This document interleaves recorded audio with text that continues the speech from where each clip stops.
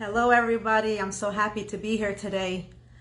I actually just came back from a lecture that I heard from my dear sister who has a weekly lecture about raising and educating our children, making sure that our children always feel loved and connected and that they feel valued. It doesn't matter how they are. They may be so imperfect and make us so upset with the way they behave. But regardless of the type of child we have, the number one key ingredient is showing that child that we love them no matter what. And we have more than one child, most of us. Many of us have many children. And we have the same set of parenting for each one of our children. However, regardless of your parenting skills, there may sometimes be one child in every family who's going to be a rebellious and difficult child. And that child can sometimes make us wonder if it was our parenting skills or if it's just the nature of that child. Sometimes it can be a combination of both. Maybe we were the best parents for this child, but the child still may not be exactly how we wanted them to have been. The reason I'm making this video today is because during the lecture, when my sister spoke, she read a letter of a teenage boy that wrote a letter to his father after running away from his house. There was an organization in Israel in the city of Eilat. It was a center which helped parents locate their children who ran away or dropped out or no longer wanted to live with their parents' house. And the parents of this child who ran away, I think the boy was about, let's say, 15, 16 years old, approached the rabbi of the organization to ask this rabbi for help in locating their child. The rabbi was able to find this boy, this teenage boy, and the rabbi wrote a letter to this boy telling this boy how much the parents loved him and how badly the parents want this child to return home. When the boy read the letter that the rabbi wrote telling this boy to come home to his parents, the boy wrote back the following letter. And it is this letter that touched me so much, it brought tears to my eyes, that made me realize how sometimes as parents, we're not so careful.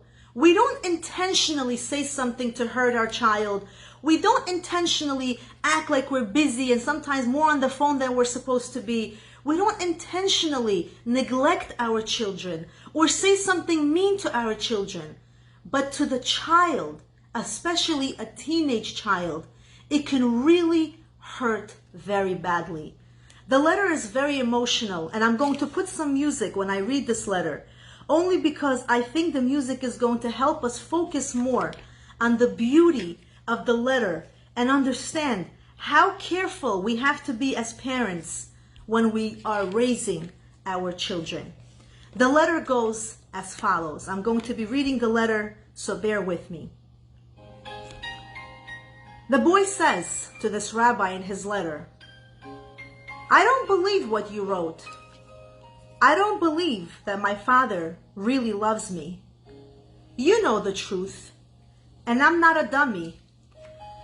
My father probably told you to write this letter to me. It's impossible. All the years my father didn't love me, and all of a sudden now he decides he loves me. He's saying he loves me only because I ran away, and my father wants me to return. But I don't care, and my father also doesn't care about me. It was only when I honored my father, or got a good mark on a test, or helped my father around the house, that he smiled at me. Or maybe once or twice he hugged or kissed me. But most of the time, my father treated me like a stranger and not like his son. He would easily get upset, angry, and hit me. I used to go to my aunt's house a lot because my aunt always smiled when I came to her house. I just opened her door, and there she was smiling and happy to see me. She would hug me like her son, and I did nothing for her in return. And then we had to move to Yerushalayim, and I was no longer able to visit my aunt. So I started to cry. I cried because I couldn't visit her. I cried at nights, but I couldn't even hold it in. So I even cried by day. I remember once telling my mother that I'm crying because no one cares about me. And I said, I wish I was dead, because maybe if I'll die, you'll feel bad that I died and you'll cry for me. My father called me one time and said, if you want me to love you, you have to always be a good boy.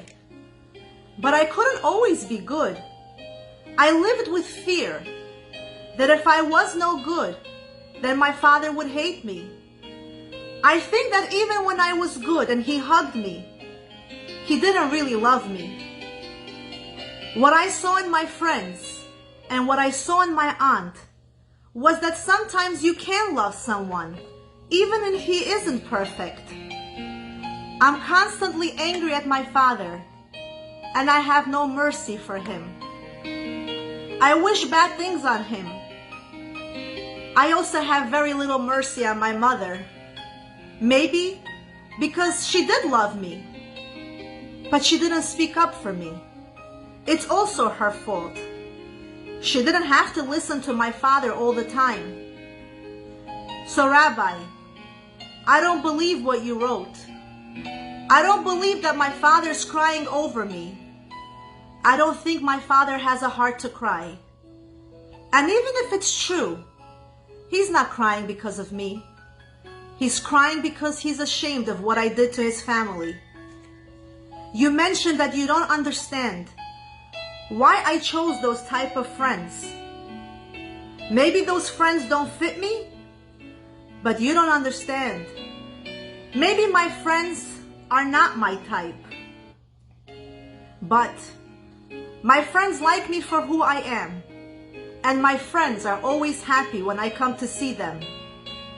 Their happiness seeing me means more to me than anything else, and this is better than my unfortunate home.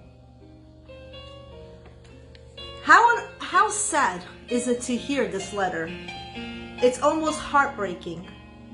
But this letter is a letter of truth. This letter is a letter that demonstrates to us the importance of being sensitive to our children, of being sensitive to their needs, of understanding our children have feelings. And if we don't mold and shape those feelings when they're young, and we don't show them how much we love them when they're young, it will carry a lump when they get older. If you haven't hugged or kissed your child today, and you didn't remind your child how much you love them, remind them, hug them, kiss them. And if it's hard for you to remember because you get so busy throughout the day, put up a sign on your kitchen refrigerator that says, did I hug my children today? Did I remind you all how much I love you today? And that will be the most priceless reminder you will ever have. If you think this message is important for someone else to hear, share it with them. And remember to love your kids always, forever.